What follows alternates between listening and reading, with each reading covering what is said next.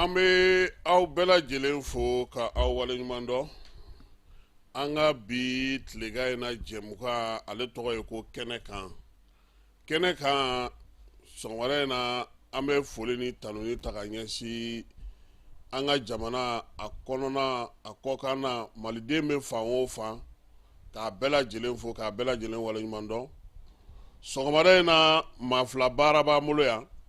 Falayi Keyita ale bɛ nɛgɛjuru la. Min ye kumaw k'olu lase aw ma aw balimakɛ a n'aw denkɛ Kasim Tarawele. Falayi bi sɔgɔmada in na an bɛ taa Tɛnza. Tɛnza kɔlɔlɔ kɛra minnu ye ani wulikajɔ minnu bɛ sen na an n'an da don o la. Mali yɛrɛ kɔnɔna na kibaruya minnu bɛ yen fana an na dɔ fɔ o la. Sanji ale degun an bɛ dɔ fɔ o fana na. Nka an ka bi tilegan in na saraba o ye baki ye. Baki jaabi Falayi dɔw ye an tulola sɔmi ko a kɔnna ka bɔ yanni a bɔ waati cɛ. Ekɔli karamɔgɔ dɔw fana y'a jira k'a fɔ digitalisation yɛrɛ tun ye ɲɛ sɔrɔ ɲinan y'a san 3 ye olu tun bɛ baara kɛ ni a ye. Nka ɲinan minisiriso yɛrɛ kɔnɔna na a bɛ n'a fɔ minnu nana bila a ko la u tɛ baara ɲɛdɔn. O de ye degun kɛ baara la ale ni jaabiw sɔrɔli ko la. An y'a fɔ fana ko an yɛrɛ an ye delili kɛ mɔgɔ bɛ se k'an dɛmɛ cogo min na an ka se ka pano sigi. Minnu y'u ka wariw bila ka na Falayi an n'u tɔgɔ ni tɔgɔ yɛrɛ kɔni t'a la u ka numéro bɛ yan ani waleya in bɛ ka kɛ cogo min na an na tila ka an da don o la ka bɛɛ lajɛlen fo ka bɛɛ lajɛlen waleɲuman dɔn. A y'aw tulo kɛrɛbɔsigi jɛmukan ale tɔgɔ ye ko kɛnɛ kan a bɛ se k'aw ka telefɔniw fana labɛn 92 42 42 sabula ekɔli ko waati an bɛna na telefɔni dayɛlɛ maaw ka se k'u hakilina d'a ma. Ekɔli mɛtiri caman y'an wele ko kalanyɔrɔ caman mɔgɔw maa caman bɛ yen Falayi ko minnu bolo ka jan k'olu ka denw ka jaabi sɔrɔ kabini 23h ne ko o tuma n ko bolosuru ye jumɛn k'o tɛna ni ɲɔgɔnnaw ye halisa Ala ka hakili ɲuman d'an ma. Jeux olympiques ale bɛ kuncɛ sini nka yan'a ka kuncɛ Falayi kunu Espagne y'i wasa don Faransi la dɛ balontan na a ma kɛ 5-3 ye. Médaille ko fana na i b'a dɔn ko États-Unis de tun bɛ sanfɛ nka nin waati laban in na min ye Chine ye ale kɛlen don ka te minɛ. Faransi kɔni tɛ hali jamana 5 fɔlɔw la nin waati in na. Baara bɛ ka kuncɛ yɔrɔ min na sa min ye jɔnjɔn dɔw ye olu ko bɛ sen na an na tila k'an da don nin bɛɛ lajɛlen na mɔgɔ bɛ se ka faamuyali kɛ a ko la cogo min.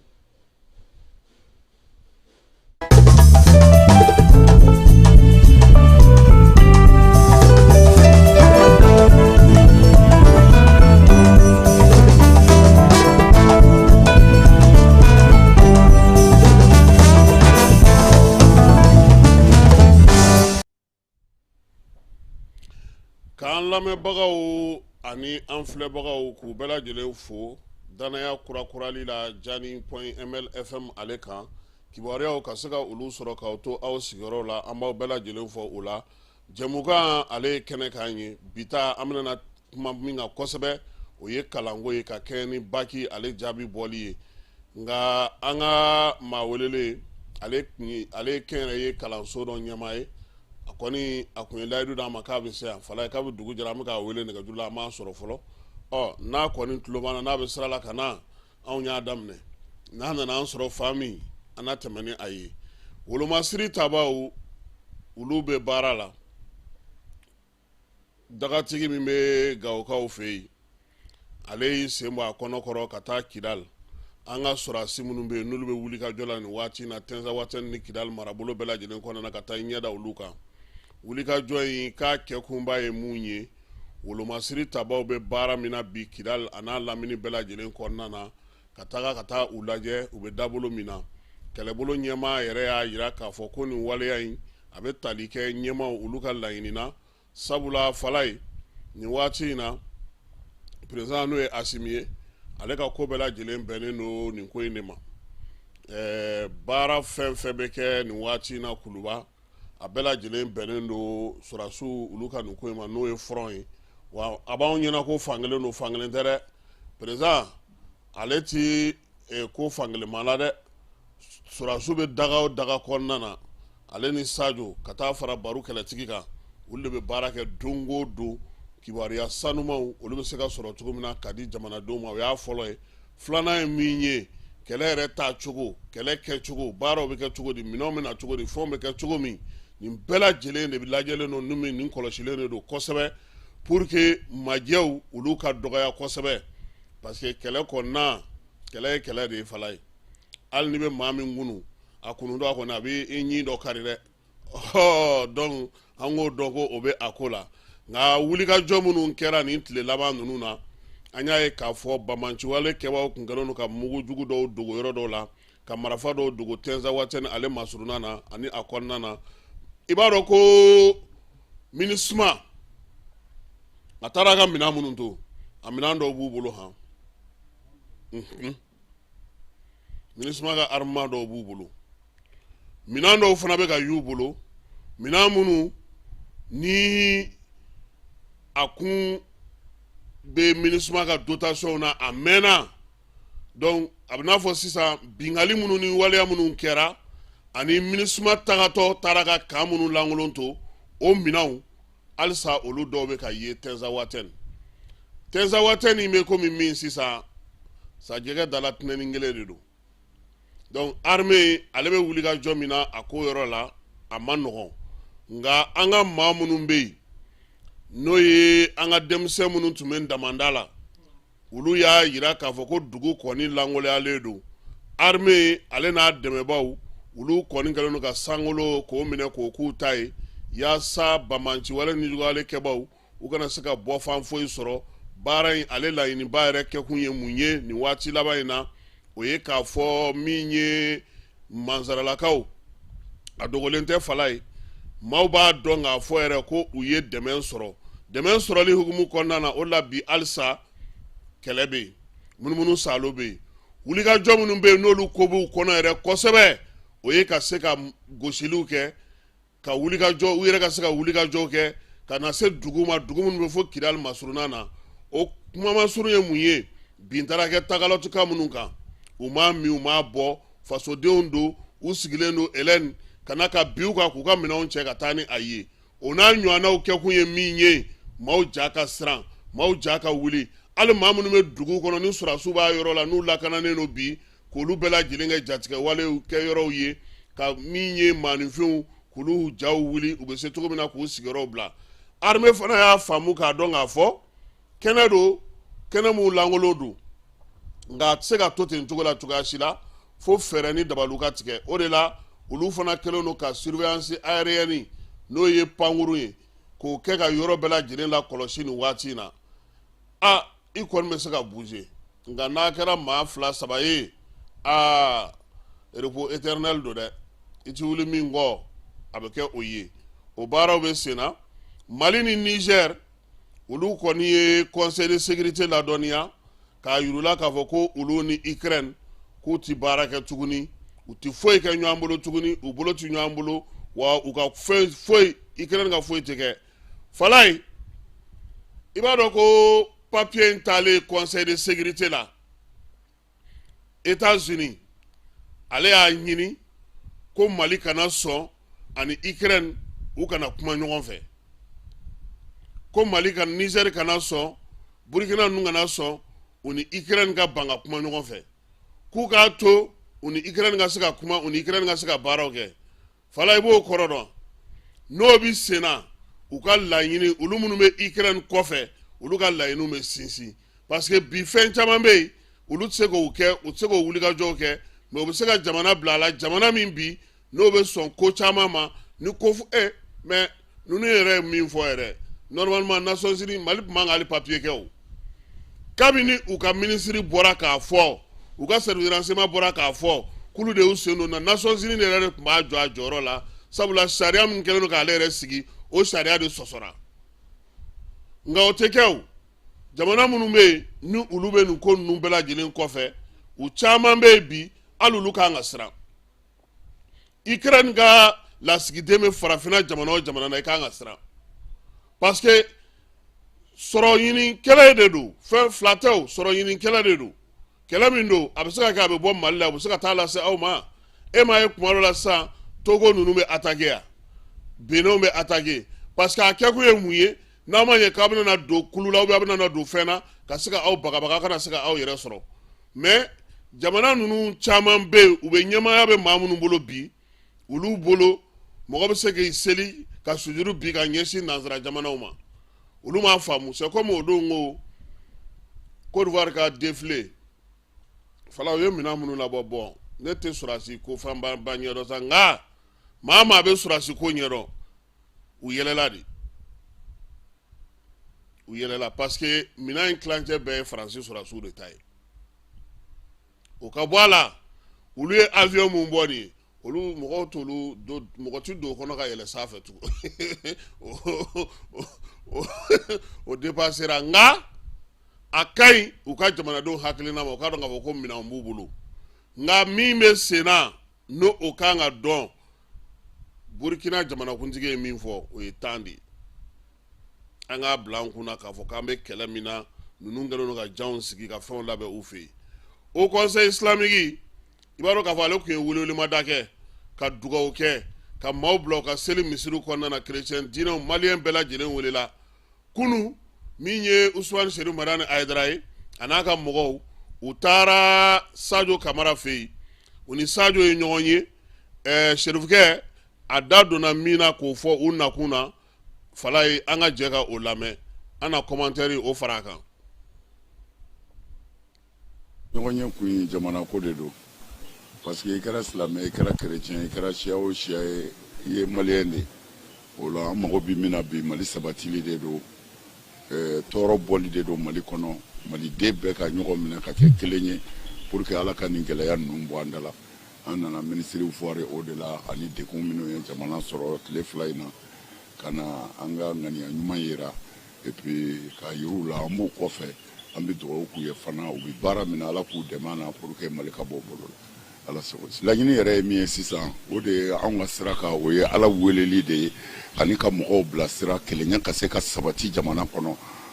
bɛn ti yɔrɔ o yɔrɔ o ti sabati an kɔni ka cɛsiri ye bɛn ka sabati jamana ka lafiya bɛɛ k'i yɛrɛ sɔrɔ kuma laban min bɛ o ye k'a yɛrɛw fo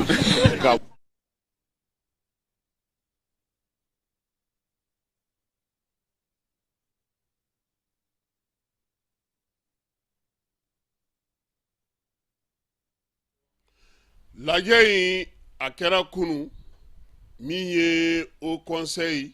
ale taara ministère de la défense la nin ministère de la défense saliba kɔnɔna de saliba min kɔnɔna na u ye ɲɛfɔli kɛ k'a yira k'a fɔ u nana yaasa min ye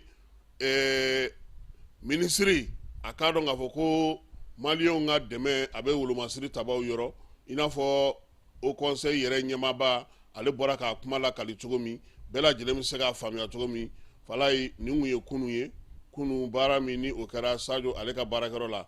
i b'a dɔn k'a fɔ ko ka kɛ ni nin waleya in ye Mali ale transition a ye communiqué kɛ kunu n'o y'a ka communiqué 69 ye ministre de l'administration territoriale ko furancɛla fanga k'a b'a da bɛɛ lajɛlen tulo kan nin juma in utukalo tile 9 jamana min bɛ yen sa n'o o ye masakɛdugu Suède ye royaume de Suède ko lasigiden b'an ka jamana kɔnɔ n'o ye Christina Kunel ye ko u y'a wele ka taa n'a ye ministère des affaires étrangères la n'o y'an ka jamana ni jamana cɛ sira ɲɛnabɔ minisiriso ye k'a fɔ a ɲɛna ko a fɔra ko a ka i jija ka bɔ Mali kɔnɔ yanni tile 3 cɛ k'a daminɛ kununko juma na ko min ye kuma min bɔlen filɛ nin ka fɔ a wolola mun na mun de nana n'a a ye o y'a ye k'a fɔ bɔlɔlɔ sira fɛ min ye Suède ale jamana ministre dɔ bɛ yen n'o ye Johan Forcel ye n'ale yɛrɛ y'u ka ministre ye min bɛ jamana ni jamana wɛrɛ cɛ sira ɲɛnabɔ k'o kɛ yiriwali ani jago o kow kɛ ko o de kumana bɔlɔlɔ sanfɛ k'a ye min fɔ bɔlɔlɔ sanfɛ k'o ye degun ye ka ɲɛsin Mali ma ko Suède jamana ko o ka nin falenni ka nin ko ninnu kɛ tan cogo la k'o ma bali olu la ko sabula ko u yɛrɛ wulila k'u jɔ u yɛrɛ ma yan k'a sɔrɔ u ma Mali gouvernement ɲininka u ma sarangana kɛ Mali gouvernement na ko ni Ala sɔnna ma ko décembre kalo tile 21 k'olu ka lasigidenso min bɛ jamana in kɔnɔ yan min ye décembre kalo tile 21 san 2023 k'olu ka lasigidenso min bɛ jamana kɔnɔ yan k'u b'a datugu ka bɛn ni juin kalo ale tile 20 ye ko u y'o min fɔ ko k'a sɔrɔ u ma Mali ɲininka u m'u sara Mali la k'o ye waleya ye waleya min tɛ bɛn jamanaw ni ɲɔgɔn cɛ o baaraw la gouvernement ko a bɛ maaw hakili la jigin ko anw ka sɔrɔdasiw an ka wolomasiri ta baw anw ka jamana lakana baw ko olu b'u ni dili min kɛ jamana ka kisi k'olu tɛ se ka o ni foyi sanga olu tɛ se ka foyi suma o kɔrɔ ko kuma tɛ maa min b'a fɔ k'i bɛ dɛmɛ ta ko kana di Mali ma dɛmɛ min ni anw ka sɔrɔdasiw ni karabali ko o tɛ se ka da ɲɔgɔn kɔrɔ ko gouvernement kɔni y'a yira sa k'a fɔ Mali jamana ale lakanani a yɛrɛma hɔrɔnya kɛli o bɛ kɛ ni fɛn o fɛn ni sira o sira ye Mali na i sigi ka o labɛn kɛ ko wa fana ko k'a fɔ ko diɲɛma k'i bɛna wuli ka bagabagali kɛ ka min ye ka maliyɛnw k'olu jatigɛ ko kuma tɛ u ka minisiri k'a ye waleya min ta k'a kɛ ko Mali tɛna jɛn n'a ɲɔgɔnnaw ye o de la waleya min n'u y'a kɛ Mali jamana y'a kɔn ka se fɔ a dan na u ka minisiri n'o ye Jean Forcel ye ko ale kɔni m'a faamu a y'a lajɛ de k'a bɛ i yɛrɛ kɛ Ukraine o jamana ɲɛmaaw dɛmɛbaa ye k'olu senkɔrɔma dondo ni jugawale ni bamajawale kɛli la ko ni a tɛ se ka o fɔ n'a tɛ se ka dɔwɛrɛ kɛ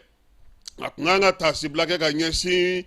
Mali maa minnu ye degun sɔrɔ nin ko in kɔnɔna na ka kɛ ni Ukraine ka wulikajɔ ye ko Mali gouvernement kɔni ale delilen don nin ko ninnu na koyi min ye nanzaralakaw ka wulikajɔw ye ka nin bɔnforola kuma ninnu fɔ k'o ma bali anw ka gouvernement na fiyewu communiqué ko ale ministre ka communiqué kɔnɔna na ko fɛɛrɛ o fɛɛrɛ bɛ yen n'o bɛ tali kɛ wulikajɔ la jamana ɲini sɔrɔla ka ɲɛsin ni jugawale ni bamajawale ma ko Mali armée bɛna na o kɛ a n'a dɛmɛbaga jɛkulu ka taa fara maa o maa n'i bɛ ni jugawale ni bamajawale kɔkɔrɔma don i ni Mali aw tɛ ji kɛ ɲɔgɔn tɛgɛ tuguni Mali ko a y'a la kɔlɔsi fana k'a fɔ ko min ye irisi ye ale y'o sugandili min kɛ a n'o bɛ ka baara min kɛ ko bɛɛ lajɛlen ɲɛ bɛ o jaabi la bi an ka jamana kɔnɔ k'a ma se maa ka fɛn fɔ maa ye bɛɛ ni kelenya nali basigi ni lafiya malidenw ka hakɛw sɔrɔli ko baara min don a bɛ senna wa a bɛ to senna Mali ni irisi olu bolo bɛ ɲɔgɔn bolo gouvernement de transition maaw k'u b'a yira bɛɛ lajɛlen na ko jamana o jamana bɛ yen olu ka kuntilennaba saba ye min ye jamana ka yɛrɛma hɔrɔnya an ka malidenya an yɛrɛ ni an jɛɲɔgɔnw ka baara kɛli hukumu kɔnɔ an ka se k'an sago fɔ ko ni maa min jɛra n'o ye i n'anw bɛ baara kɛ n'i ma jɛ n'o ye i duuru nɔnɔ an yɛrɛ duuru basi an na tila ka ɲɔgɔn bila k'a bɛ dugawu kɛ maa o maa bɛ yen n'o bɛ k'i cɛsiri k'i jija Mali ka se ka kisi Mali ka se ka tanga ko Ala ka a bɛɛ lajɛlen dɛmɛ ko Ala ka Mali kisi Ala ka Mali tanga ministre d'État ministre de l'administration territoriale porte-parole du gouvernement colonel Ablaye Maïga ale ye sɛbɛn in a fa siri Falaye ka kɛ ni o waleya kelen ye an bɛ taa Guna mara la ni waati in na Gunamukaw fɛ yen dugu min bɛ yen n'u b'a fɔ ma ko Arazɛlima i b'a dɔn k'a fɔ ko ninnu maa caman u kun taalen don kɔ kan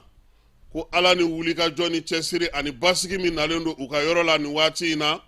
ko dugudenw u bɛ ka segin ka na so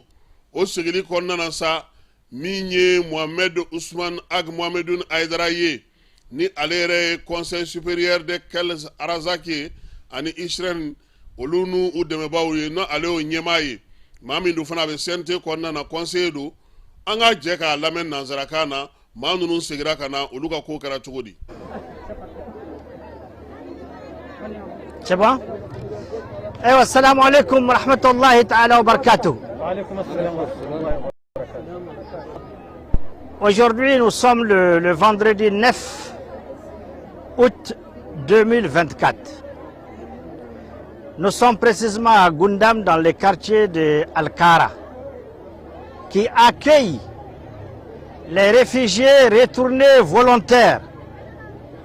qui disposent de documents HCR qui ont été recensés dans les camps de Mbarra et même ailleurs. Il accueille également les réfugiés retournés volontaires, récemment partis en Mauritanie, mais qui n'ont pas eu la chance d'être enregistrés par les HCR là-bas. Tant mieux, parce que pour le Mali, ils sont tous des Maliens. Ils sont revenus dans leur pays, c'est ça le plus important. Ce camp accueille également les déplacés internes qui pour des raisons d'insécurité étaient obligés de quitter leur terroir pour venir à Goundam, précisément ici.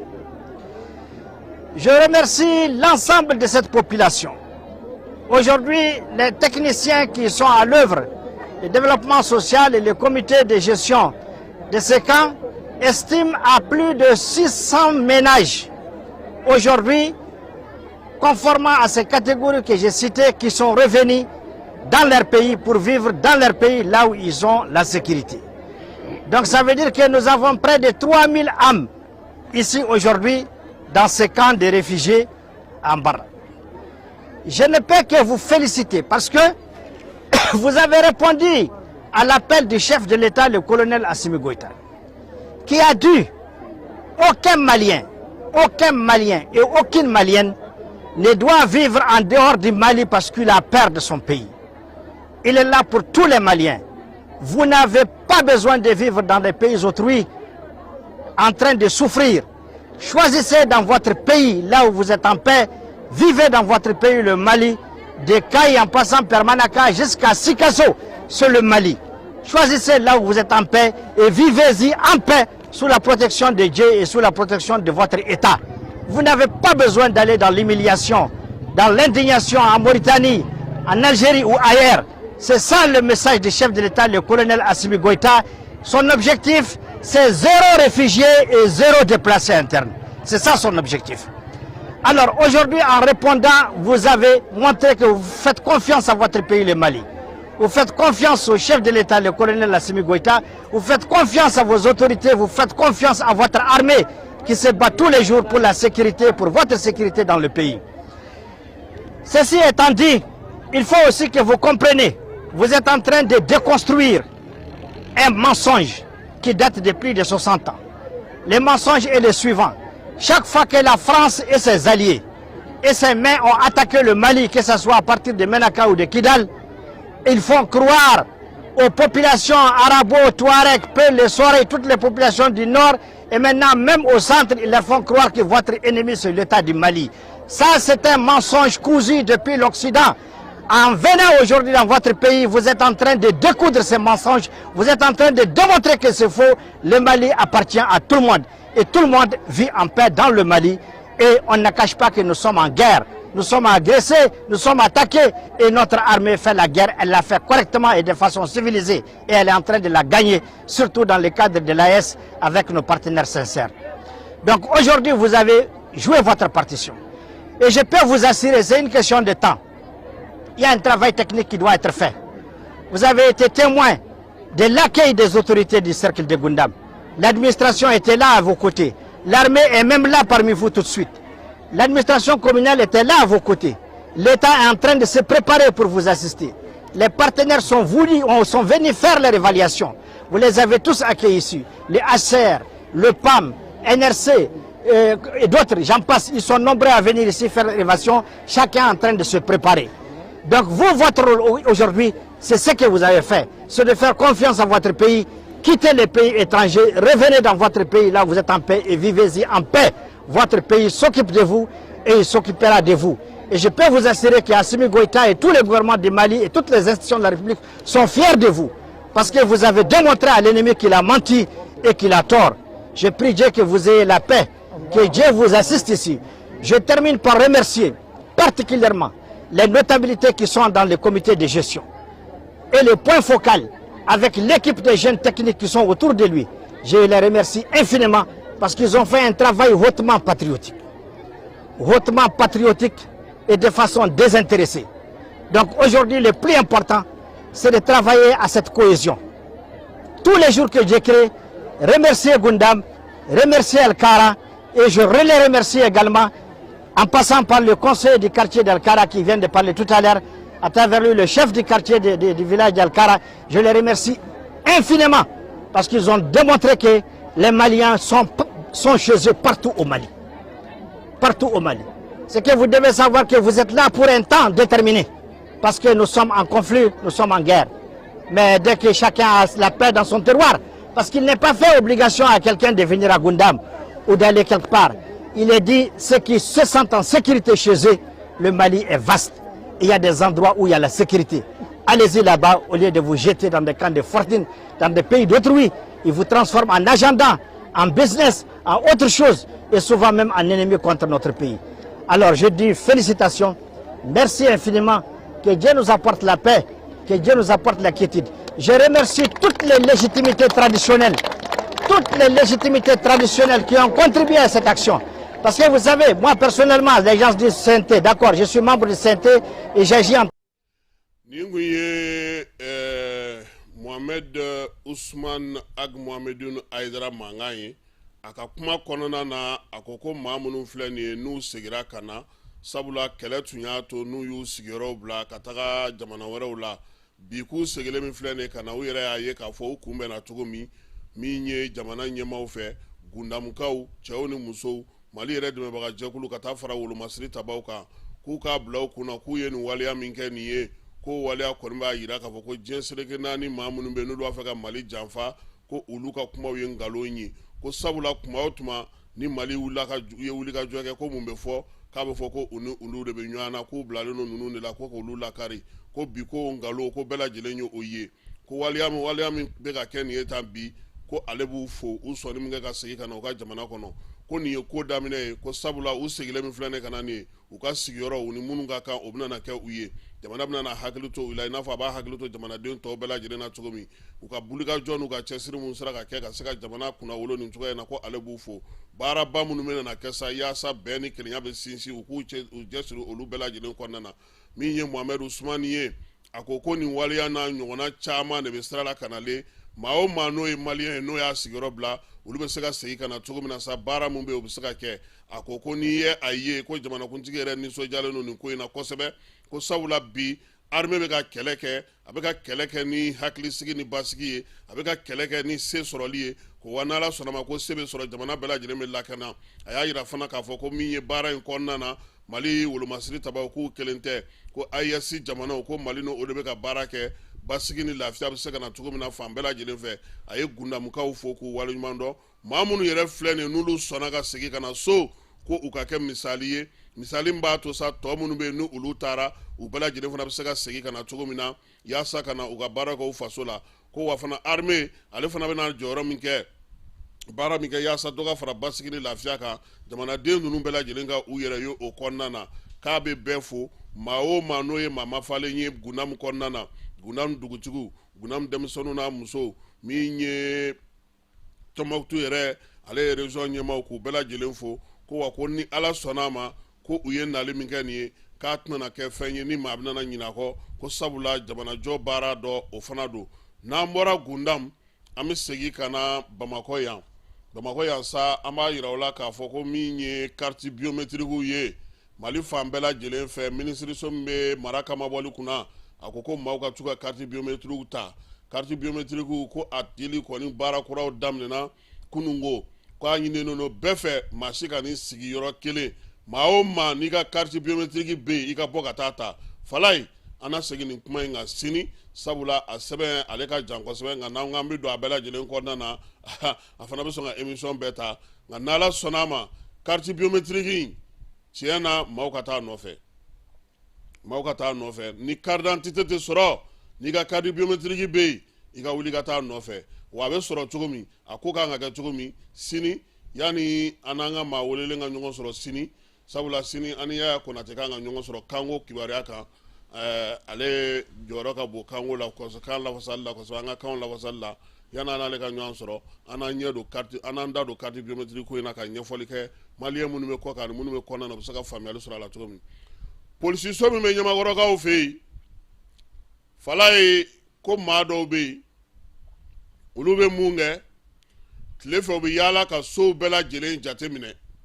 n'u ye sow jateminɛ u b'a lajɛ k'a fɔ panneau solaire bɛ so minnu na u b'olu jate sufɛ sa u bɛ sɔrɔ ka wuli maaw bɛ sunɔgɔ la tuma min ka n'o panneau bɔ ka taa n'u ye Ɲamakɔrɔ polisiso n'o ye Bubakari Dunbiya ye n'a ka cɛdenw olu de filɛ nin ka nin maa saba in minɛ maa saba min kɔni Bamakɔ n'a laminiw la Falaye k'u ye maa caman ɲɛji bɔra anw ka panneau ma sigi fɔlɔ kana na ko mun minɛ na e ma ye o don ko minisiri min bɛ jamana kɔnɔ lakana ko kunna n'o ye Dawudi ye a ye moto di ko Cagadugu Jalakɔrɔ a pano min bɛ ka sigi yen polisiw ka taa kɔlɔsi u ye dɔ di mun bɛ Safo u ye dɔ di min bɛ ka sigi a ka yɔrɔ in tɔgɔ ye di a ye min fɔlɔ sigi Sanankɔrɔba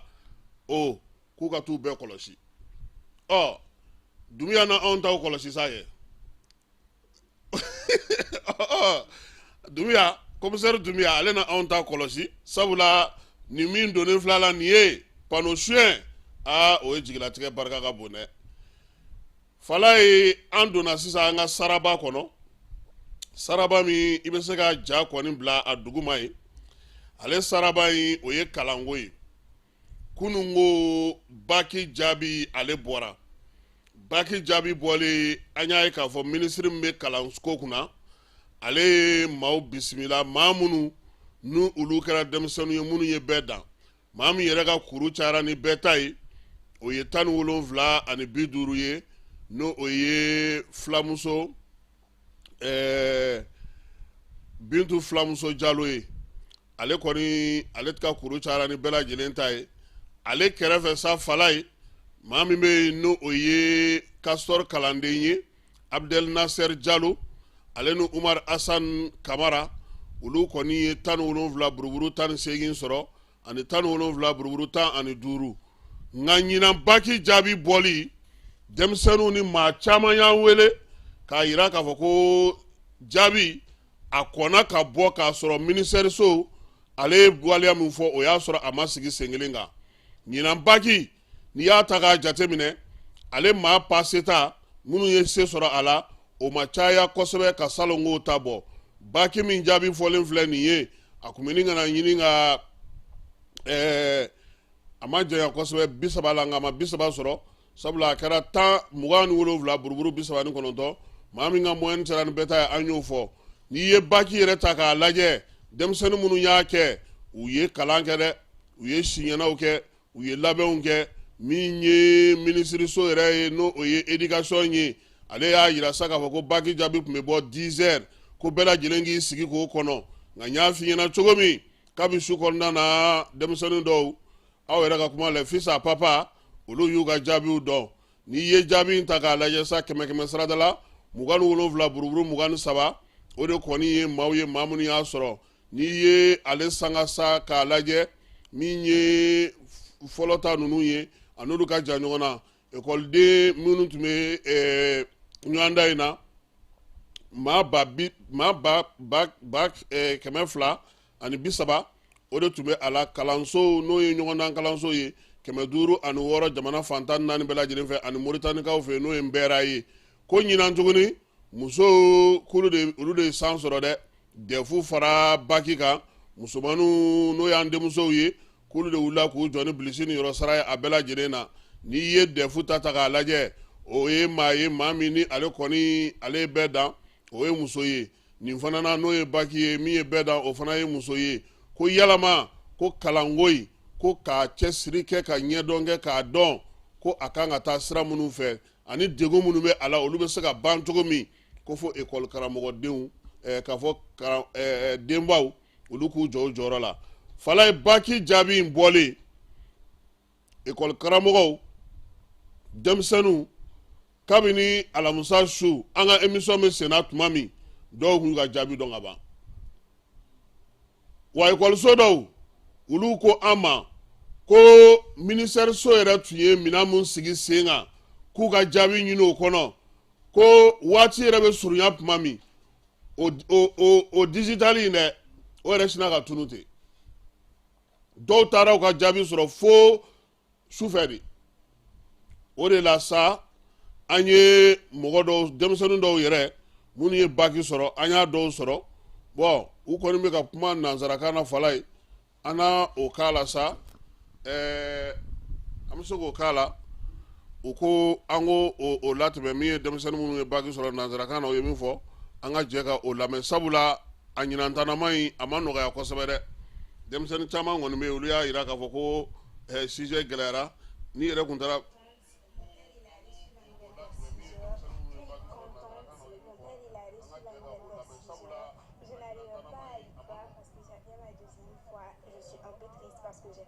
mention que je voulais. Dans un pays, les résultats, je suis contente. Mon père, il a reçu la nouvelle vers 6 heures. Je n'arrivais pas à y croire parce que ça fait ma deuxième fois. Je suis un peu triste parce que j'ai pas eu la mention que je voulais. Dans un pays, les résultats font fuite. J'avais beaucoup de pression. J'ai même pas pu dormir. J'ai reçu le bac. En celui de la TLL, d'autre part, je n'ai pas été content. J'ai décroché le bac en absence de ma grand-mère. C'est ça qui m'a choqué. Que les résultats aient fait les fuites. J'ai vu ça dans la nuit sur les réseaux sociaux. Nous étions mécontents. J'ai passé au bac avec mention. Je suis vraiment content. Je suis un peu aussi triste. Certains de mes amis ont échoué. Je crois que mes parents seront fiers de moi. La fuite des résultats, je n'étais pas du tout content. Je veux que les autorités fassent des choses pour que cela ne se reproduise plus.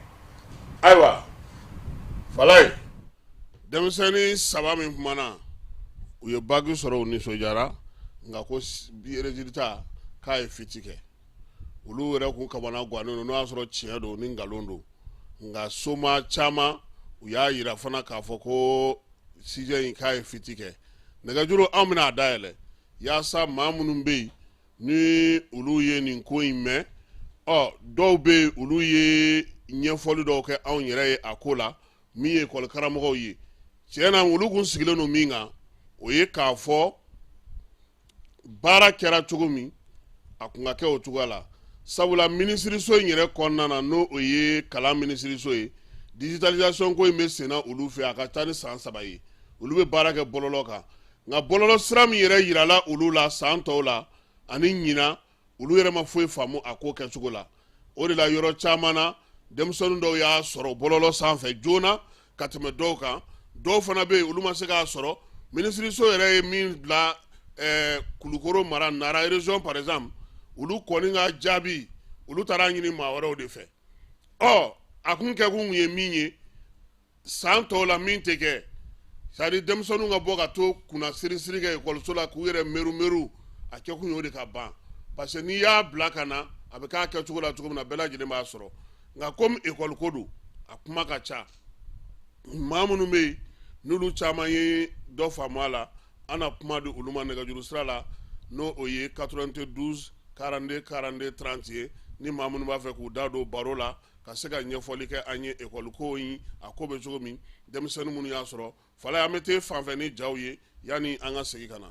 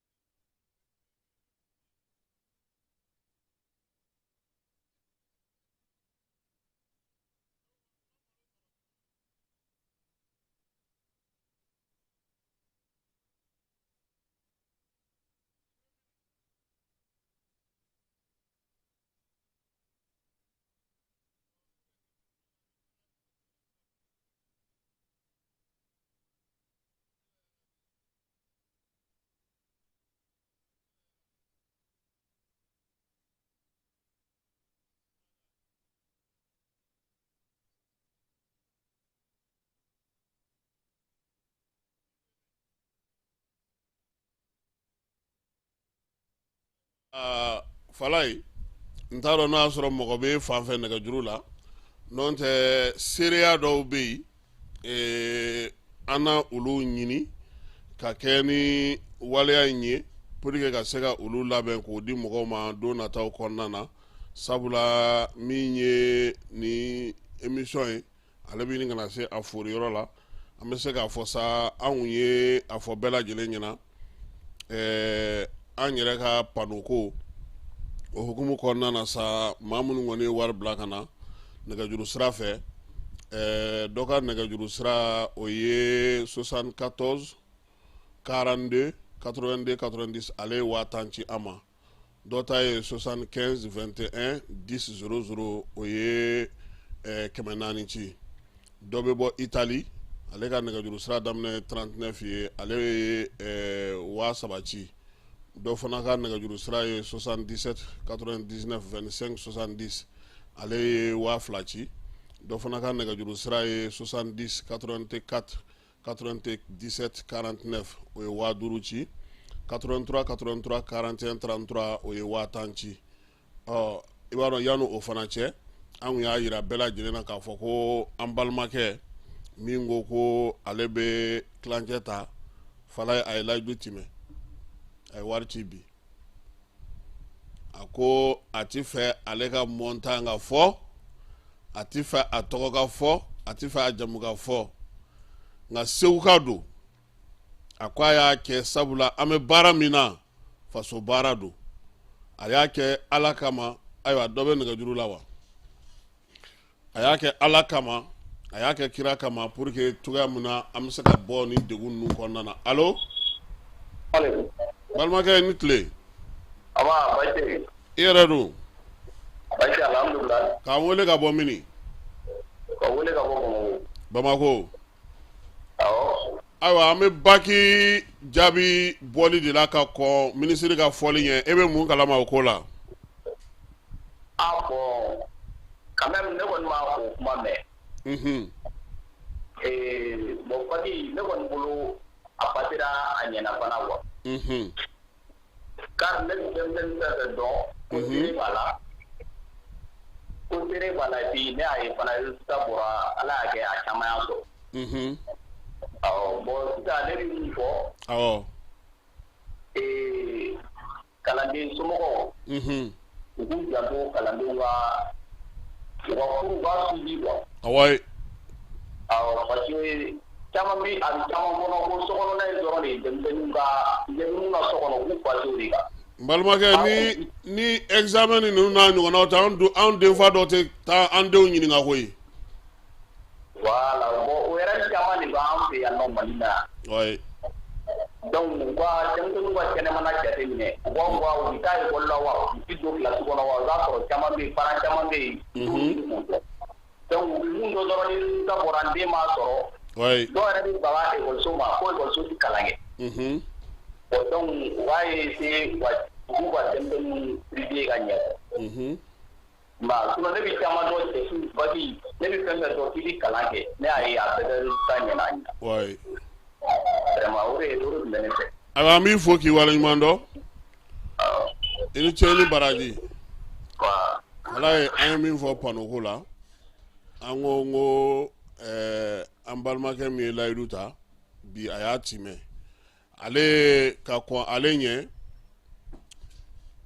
Boubacar Gueye o bɛ Etats-Unis o ye 50 ci an ma ni Amadu Tandina ye ale fana bɛ Etats-Unis ale fana ye 50 ci Keta Solar mɔgɔ olu ta ye convertisseur 11 Cavia ye Nuru Kulubali ale bɛ ne yɛrɛ ka club la ale ye 2000 ci an bɔra sisan ka minnu y'u ta ci kɔsa in na nɛgɛjuru fɛ an y'olu bɛɛ lajɛlen fɔ ka mɔgɔw hakili lajigin dɔrɔn min ye baara in ye a kɛkun ye an yɛrɛ bɛ se ka lafiya cogo min kuran a tigɛra o a nana o k'a sɔrɔ an yɛrɛ fana ka panneau solaire b'an bolo yan an na baara kɛ n'o ye jamanadenw bɛ laɲini minnu kɛ ka dɔ fana fara kunnafoni fana wagati kan sɔgɔma ni wula in an bɛ se ka dɔ fara o kan an bɛ se ka nanzarakan fana fara a kan an bɛ se fana ka tila ka an ka npogotigini minnu tun bɛ yan n'u bɛ kibaruya di tubabukan na an bɛ se k'u wele ka na parce que kuranko gɛlɛya de y'a to an y'olu ka fɛnw jɔ bon émission minnu tun b'an bolo n'o ye farikolo ɲɛnajɛ ye an bɛ se k'o émission la tunkarankew olu ka émission an yɛrɛ ye hakilina mun sɔrɔ ka kɛ n'an balimakɛ dɔ ka fɛn ye dɔ bɛ nɛgɛjuru la an ka nɛgɛjurutigiw kɛ prioritaire ye allo balimakɛ i tɔgɔ n'i jamu Danbele Papa Segu Papa Danbele Asuma an b'i fo o diyara n ye i waleɲuman dɔn i n'i ka baarakɛla bɛɛ o bɛɛ lajɛlen tulo b'i la. An b'i lamɛn depuis Kiledu la k'an segin mɛn tuguni an b'i lamɛn k'i to fɛn sanfɛ. N'Ala sɔnna a ma. Émission kɔni a tɛ ban kunna tiɲɛ yɛrɛ la. O diyara n ye. fara a tɔw kan. Awɔ.